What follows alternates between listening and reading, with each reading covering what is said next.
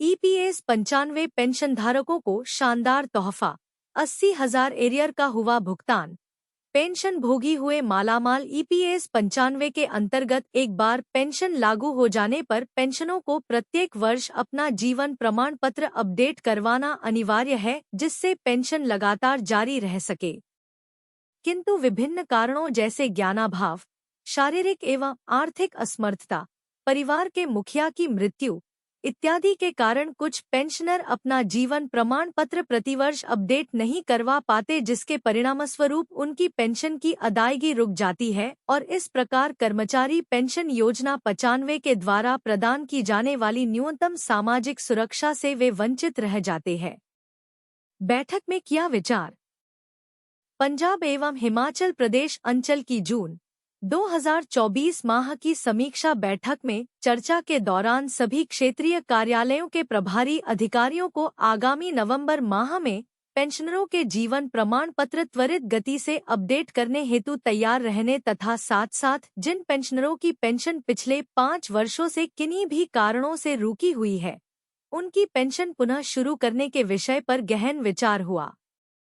जब सामान्य निर्देशों का पालन कर देने के बावजूद भी पेंशनरों से संपर्क नहीं स्थापित किया जा सका तो सामान्य से कुछ अलग प्रयास करने की कोशिश की गई।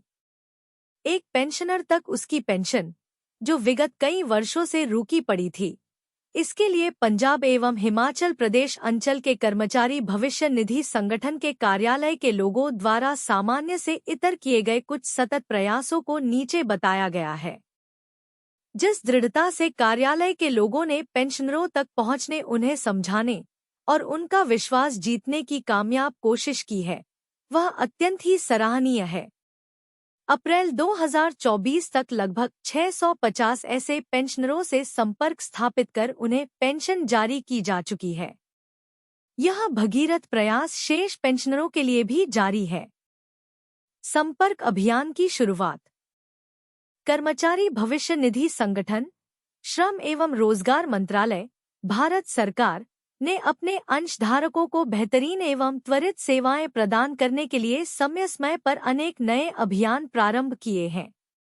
इसी कड़ी में संगठन के क्षेत्रीय कार्यालय शिमला हिप्र ने भविष्य निधि के पेंशनधारकों को सर्वश्रेष्ठ तथा त्वरित सेवाएं प्रदान करने के प्रयोजन से संपर्क नामक अभियान की शुरुआत की है।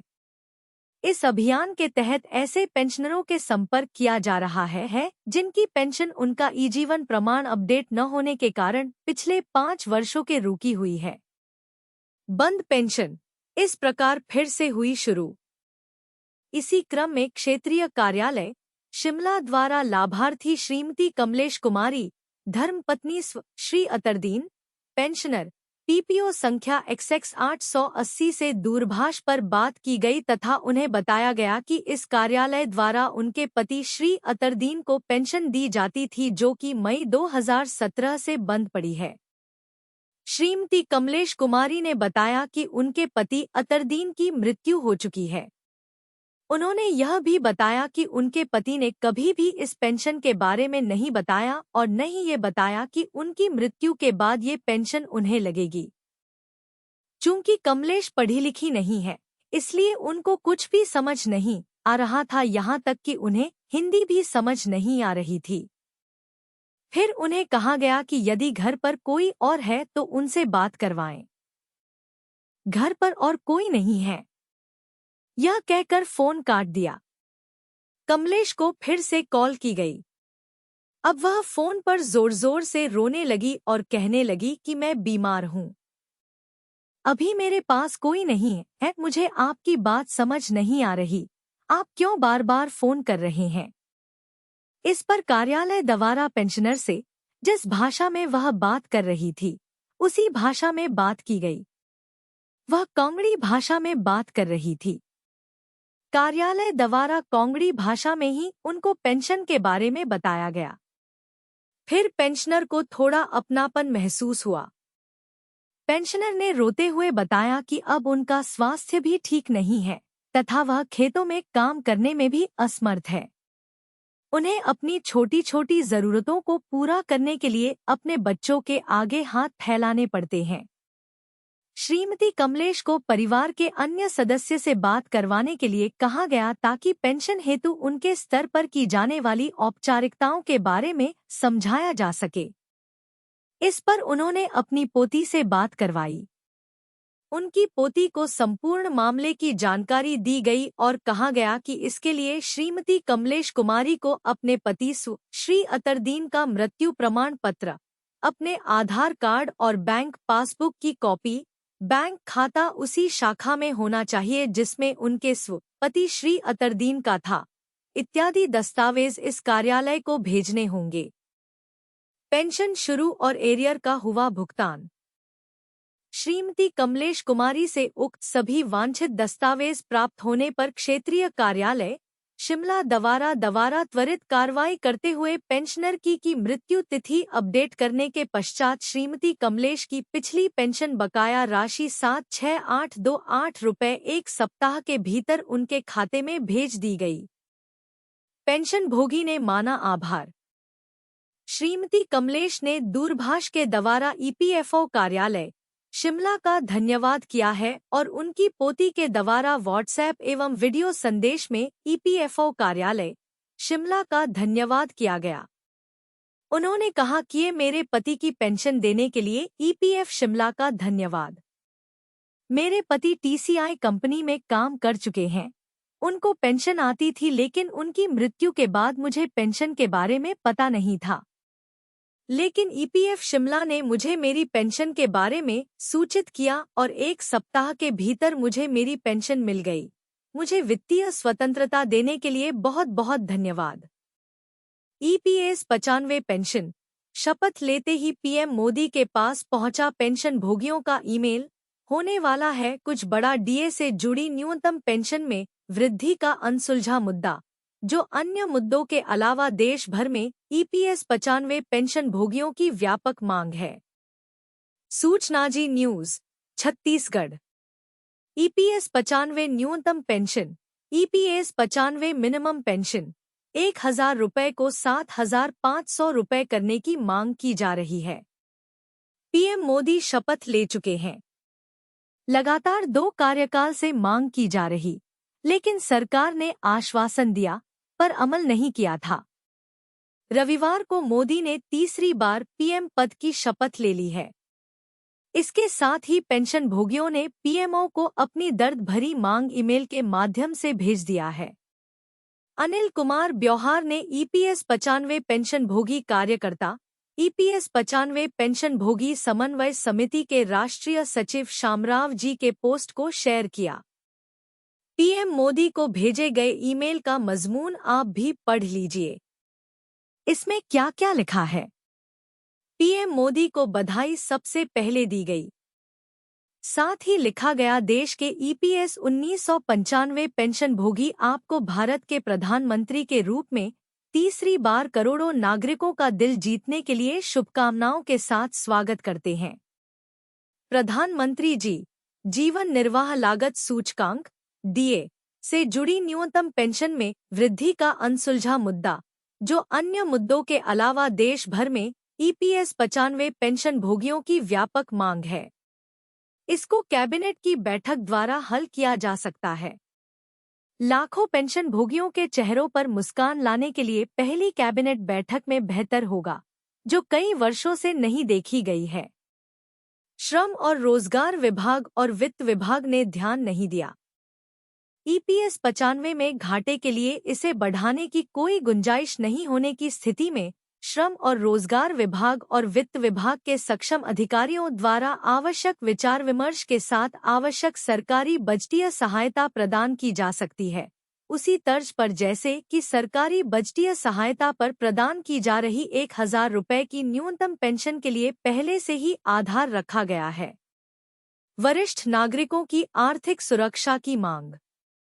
नागरिकों को आप पर पूरा भरोसा रहेगा कि आप अपने मंत्रिपरिषद की नई टीम के साथ राष्ट्र का नेतृत्व करेंगे और देश के विकास के लिए एकजुटता और सर्वसम्मति से काम करेंगे, ताकि बुनियादी ढांचे के विकास के साथ वैश्विक स्तर पर बेमिसाल विकास हो सके और संविधान के मूल्यों के साथ समान दर्जा और मानवीय गरिमा के साथ सभी नागरिकों वरिष्ठ नागरिकों के जीवन की देखभाल करके आर्थिक सुरक्षा प्रदान की जा सके।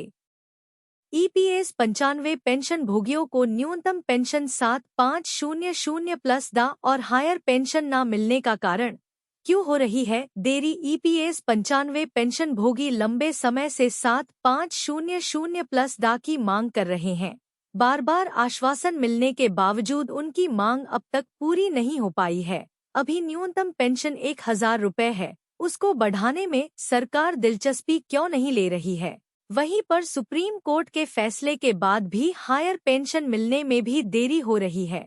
आखिर न्यूनतम पेंशन बढ़ाने और हायर पेंशन मिलने में भी देरी का क्या कारण है? चलिए पूरी सच्चाई जान लेते हैं। एक आंदोलन में अधिकांश ईपीएस 95 पेंशन भोगियों की भागीदारी नहीं।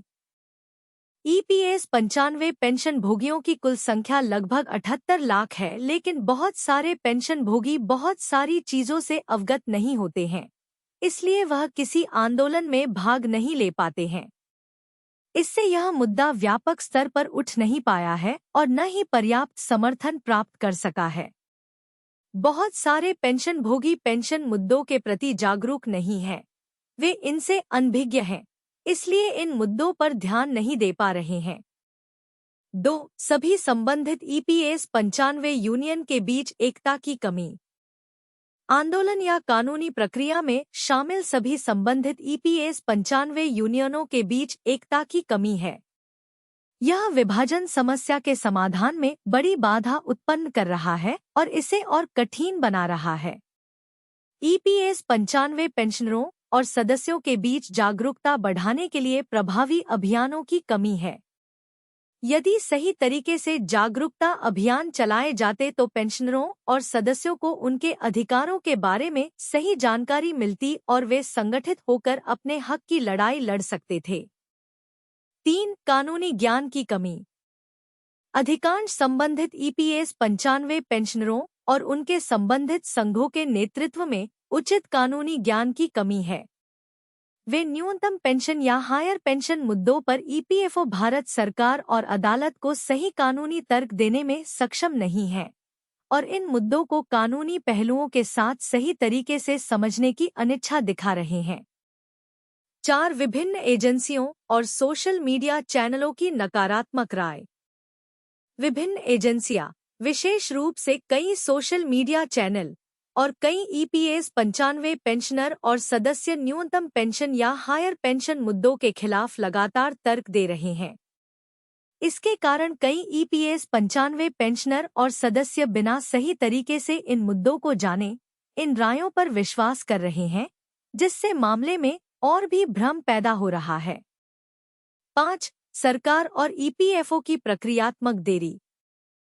सरकार और ईपीएफओ, कर्मचारी भविष्य निधि संगठन द्वारा प्रक्रियात्मक देरी भी एक महत्वपूर्ण कारण है। हायर पेंशन पीपीओ, पेंशन भुगतान आदेश या मांग पत्र जारी करने में देरी से भी पेंशनरों की समस्याएं बढ़ गई हैं। यह देरी न केवल पेंशनरों के लिए वित्तीय संकट का कारण बनती है, बल्कि उनके जीवन स्तर को भी प्रभावित करती है। 6. राजनीतिक हस्तक्षेप और समर्थन की कमी। ईपीएस 95 पेंशन मुद्दों पर राजनीतिक हस्तक्षेप और समर्थन की कमी भी एक महत्वपूर्ण कारक है। इन मुद्दों को राजनीतिक दलों द्वारा पर्याप्त समर्थन नहीं मिला है, जिससे सरकार पर दबाव नहीं बन पाया है कि वे जल्दी और प्रभावी निर्णय लें। 7. आर्थिक दबाव और संसाधनों की कमी। ईपीएस 95 पेंशनरों और सदस्यों के अधिकांश मामलों में आर्थिक दबाव और संसाधनों की कमी भी एक प्रमुख समस्या है। बहुत से पेंशनर और सदस्य अपनी आर्थिक स्थिति के कारण इन मुद्दों पर लड़ने में असमर्थ हैं। यह आर्थिक कमजोरी उन्हें अपनी आवाज उठाने से रोकती है। इन सभी कारणों से ईपीएस 95 न्यूनतम पेंशन मुद्दे का समाधान अब तक नहीं हो पाया है और पेंशनर एवं सदस्य अपने अधिकारों से वंचित हैं। इन मुद्दों को हल करने के लिए एक संगठित और सामूहिक प्रयास की आवश्यकता है, जिसमें सभी संबंधित पक्षों की सक्रिय भागीदारी हो।